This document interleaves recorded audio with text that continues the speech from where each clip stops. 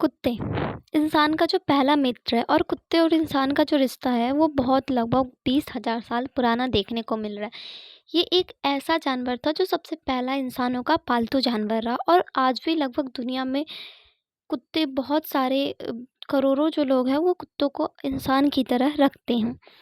तो नमस्कार दोस्तों, आज का जो हमारा टॉपिक रहेगा, आप सबका स्वागत है बर्चम आईएएस में। आज का जो हमारा टॉपिक रहेगा, 3 मादा भेड़ियों से दुनिया के 90% कुत्ते कैसे बने और इसी के साथ 20,000 साल पुराना दोस्त अब क्यों बन रहा है मुसीबत। क्योंकि इसके अलावा हमें बहुत सारे ऐसे आतंक भी देखने को मिल रहे हैं जो कुत्ते के द्वारा किया जा रहा है। जैसे आवारा कुत्ते घूमते रहते हैं तो वो किसी को भी काट लेते हैं और बहुत सारी चीज़ें भी देखने को मिल रही है। तो आज हम इसी टॉपिक को पूरी तरह से कवर करेंगे। तो चलिए हम स्टार्ट करते हैं। अब ये देखिए, जैसा कि हम बात करें तो इंसान और कुत्ते का जो रिलेशन है वो बहुत पुराना चल रहा है। और कुत्ता एक ऐसा पालतू जानवर है जिसे सबसे पहले जो है इंसानों के द्वारा पाला गया था और वो जो है उनके शिकार में भी मदद कर रहे थे, जैसा कि आप यहाँ से देख सकते हैं। और बहुत सारी चीज़ों में भी कुत्ते के द्वारा मदद किया जाता है।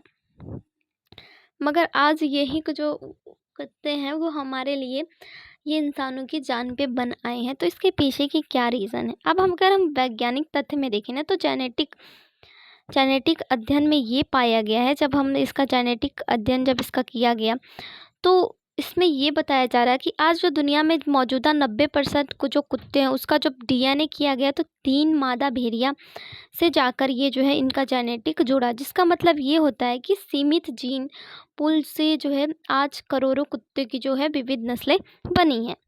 और इसके अलावा हम देख सकते हैं तो कुत्ता जो है सबसे पहले अंतरिक्ष में भी गया था। इंसान से पहले इसे अंतरिक्ष में भेजा गया था, वो भी रसिया के द्वारा इसे भेजा गया था 1957 में। और जो भेजा गया था वो जो कुत्ता था उसका नाम था लाइका नाम के कुत्ते को जो है रसिया के द्वारा 1957 में भेजा गया था। और अभी जो है कुत्ते की नस्लों में विविध है, लेकिन इसकी मूल जड़ जो है अभी सीमित है, जो कि 3 मादा भेड़ियों से पाई गई है।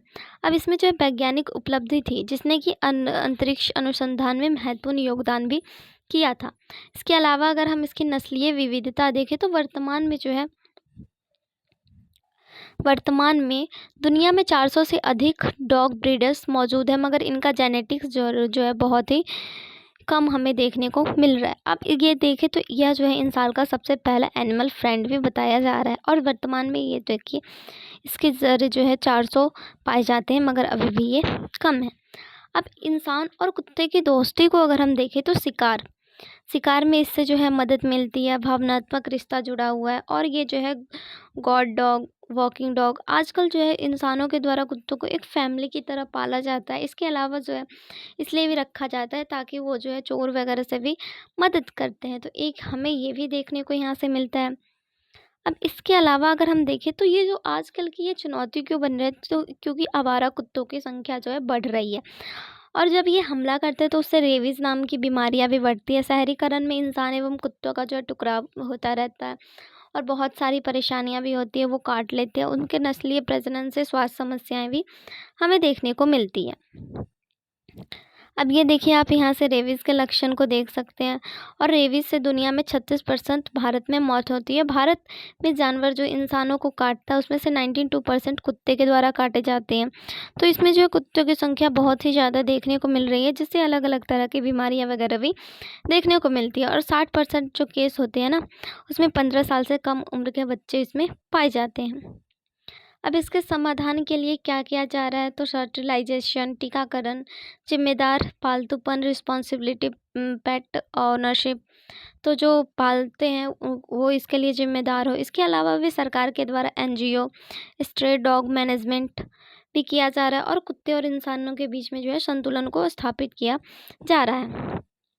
अभी हाल में ही हमें आवारा कुत्तों पे फैसला सुप्रीम कोर्ट के द्वारा और सरकार के द्वारा कुछ निर्णय लिए गए हैं। अगर हम देखें तो सरकार की जो नीतियां हैं, animal birth control ABC program, जिसमें जो है आवारा कुत्तों को फर्टिलाइजेशन एवं टीकाकरण कराया जा रहा है। इसके अलावा रेबीज को रोकने और उनकी संख्या को नियंत्रित करने की भी पहल की जा रही है। इसके अलावा जो जानवरों के प्रति क्रूरता को रोकने के लिए 1960 में preservation of the cruelly animal act भी लाया गया था। और अन्य राज्य स्तर पे भी नियम लाए जा रहे हैं। कई राज्यों में डॉग ब्रीडिंग, पालतू कुत्तों को रजिस्ट्रेशन जैसी जो है गाइडलाइंस भी दी जा रही है। अब अगर हम देखें तो सुप्रीम कोर्ट का क्या फैसला आया है, तो आवारा कुत्तों को मारने पर रोक लगाई जाए, क्योंकि बहुत सारे ऐसे लोग जो है इनकी कंडीशन को देख के आवारा कुत्तों को मारा जा रहा है। तो सुप्रीम कोर्ट ने स्ट्रे डॉग्स को मारना असंवैधानिक, क्रूर बताया और इन्हें खिलाने और सुरक्षा का भी अधिकार दिया। कोर्ट का मानना है कि नागरिकों को कुत्तों को खाना खिला सकता है, लेकिन यह जिम्मेदार एवं नियमित बद्ध तरीके से होना चाहिए। इसके अलावा लोगों को भी सुरक्षा जरूरी है। तो कोर्ट ने सरकार को निर्देश दिया कि वह आवारा कुत्तों से होने वाले हमलों को रोकने के लिए मैनेजमेंट प्लान को बनाया जाए।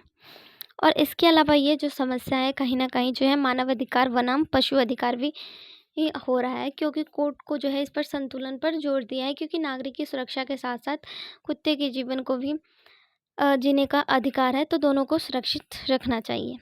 अब इससे निष्कर्ष क्या जा रहा है, तो इनकी जो है कुत्ते एवं इंसान की जो दोस्ती है वो 20,000 साल पुरानी है। अब चुनौती है कि इस दोस्ती को जिम्मेदारी के तौर पे निभाया जाना चाहिए, तभी यह जो है दोस्ती वो मुसीबत नहीं बल्कि मददगार बन के होनी चाहिए, क्योंकि ये जो है दोनों तरफ से पहल होनी चाहिए। तो thanks for watching this video. अगर आपको ये अच्छी लगे तो लाइक कर दीजिएगा।